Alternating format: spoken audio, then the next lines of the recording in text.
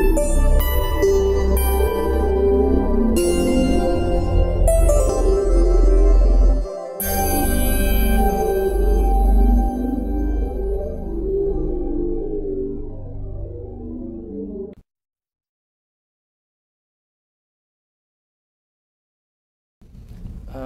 I know that the Carter Center has been doing some work in Liberia as far as mental health. Can you tell me about that? Sure.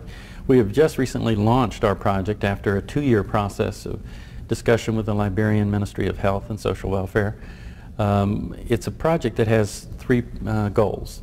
One is to train up mental health professionals who can provide services on the ground throughout the country.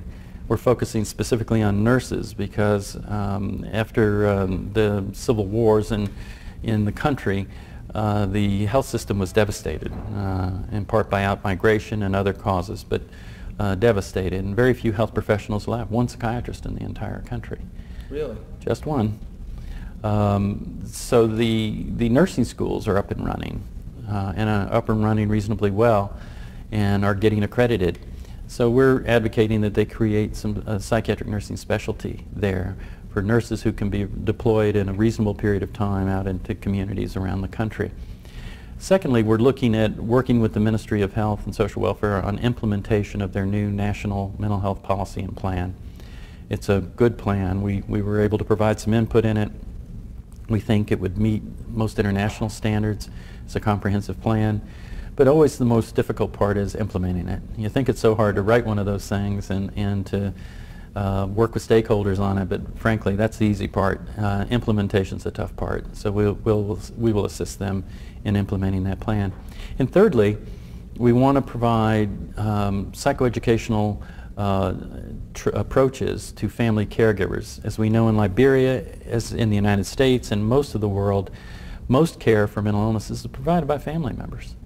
Even if people are into treatment with a mental health professional, it's a very small part of their time. The rest of their time is with family. And many, many times, most times, these families get very little support.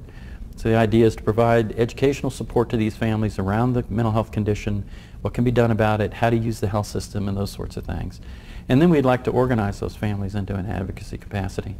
In the absence of advocacy, you will have very little attention by government and others. Right, yeah, that's definitely true. And that's part of what the Carter Center is doing right here in the United States. That's correct. We work with all stakeholders. We work with policymakers in government. We work with non-governmental organizations. We work with the professional organizations like psychiatry and psychology and social work, nursing. We work with consumers and family members. We believe very firmly that consumers and family members have been a game changer in the last 30 years. And that's all that their organizations have really been around for, about 30 years. And they've provided a very new and rich voice about what kinds of services work best for them and what kind of services they want. They are now a very potent voice at the policy table. That was unheard of when I did my training. Unheard of.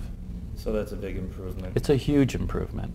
It's a huge improvement. Why not ask the people receiving the service how they feel about the service? You know, you would think that would be a common sense thing. Yeah. But no, it wasn't done. It is now. Satisfaction survey, yeah. Yeah, it's done now, and that's a wonderful innovation.